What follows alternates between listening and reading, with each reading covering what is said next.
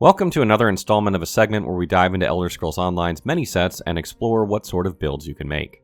Not only will we show you how to get the most from these sets, but we'll explain where to get them, what requirements there are to obtain them, if any, and everything else you could possibly want to know about them.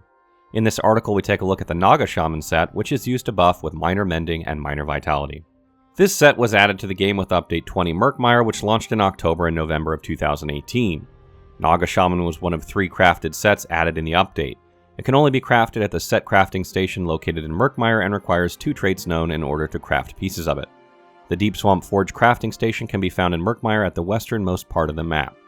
Note that you must have the Somerset chapter in order to craft jewelry.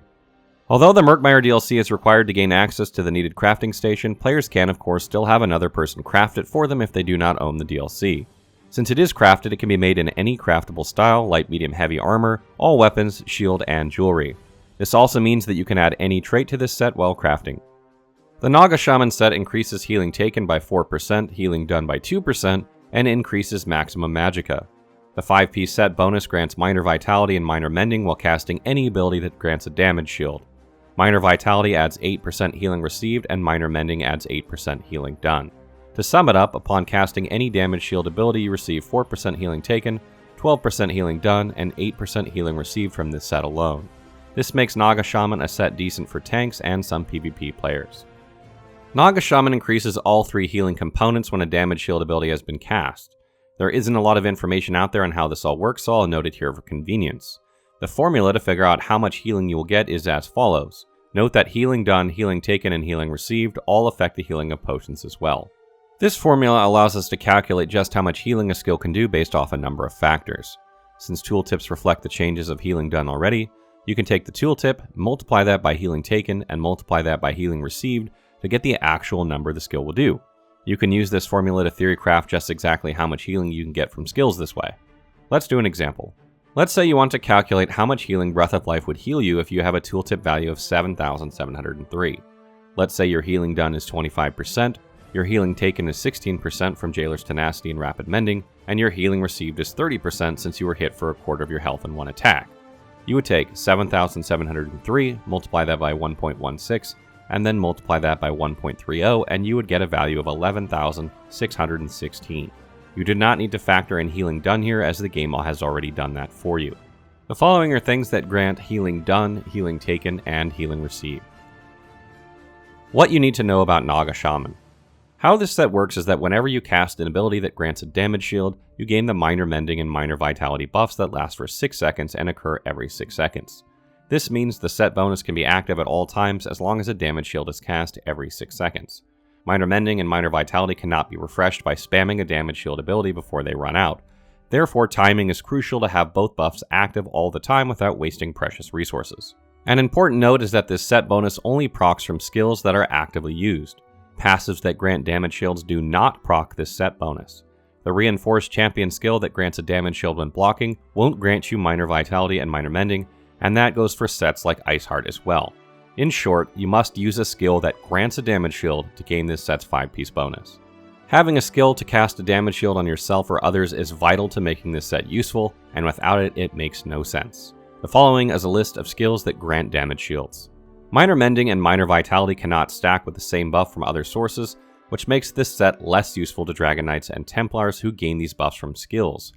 If you plan on using this set, pay attention to tooltips and morphed versions of abilities.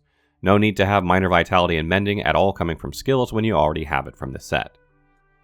Notes for PvE players. It would seem at first glance that Naga Shaman would work great for healers, but it is not so. Healing received is somewhat wasted on them, and there are better healing sets. This set works best with tanks because healing received is most valuable to them.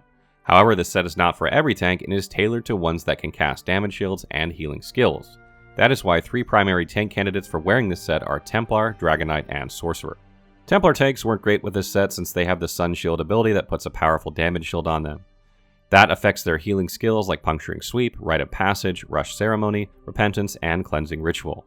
Slot Sunshield and some of the healing abilities to heal yourself and allies, and don't forget to use Sunshield every 6 seconds or so to have minor vitality and minor mending active at all times.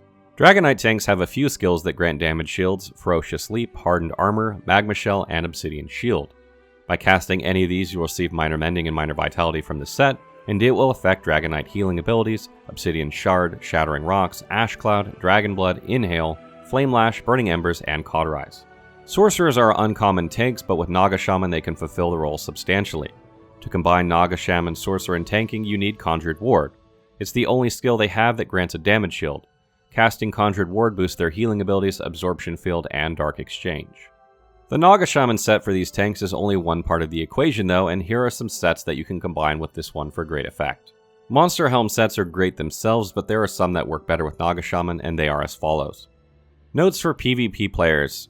Naga Shaman can be used in PvP to great effect, possibly even more so than PvE, because it possesses things which are good for all players. Any Magicka build will want max Magicka, but healing done and healing taken will allow you to survive longer. In addition, you will need to heal yourself, so having both Minor Mending and Minor Vitality work together in a much better tandem. I strongly suggest using this set if you're intending to heal your group, but you can also use it to a lesser degree in the DPS role. Make sure that you have at least one damage shield skill that you can use in order to trigger this set when you need the extra healing. This will usually be when you're under attack directly, and the added healing should help to ensure you make it out alive. Just make sure you have a few healing skills as well, or this set will be wasted. Naga Shaman is a healing set that is, in most cases, only good for tanks that rely on heals to make themselves hard to kill while also supporting their team. This is a very specific sort of tank, and one that needs to be geared properly to have any chance of success. For this reason, I wouldn't recommend this set to new tanks or PvP healers, because it is much more difficult to use effectively than other sets. Considering that you need a damage shield to activate the set bonus, the Bastion Champion skill becomes a crucial component for any build utilizing the Naga Shaman set.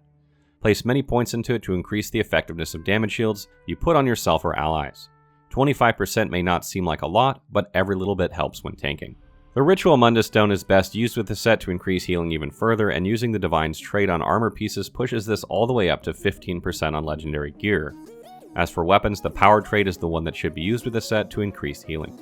Stay tuned as I'll be covering the rest of Murkmire sets, and be sure to check out our Everlasting Lightning build guide that utilizes just this set.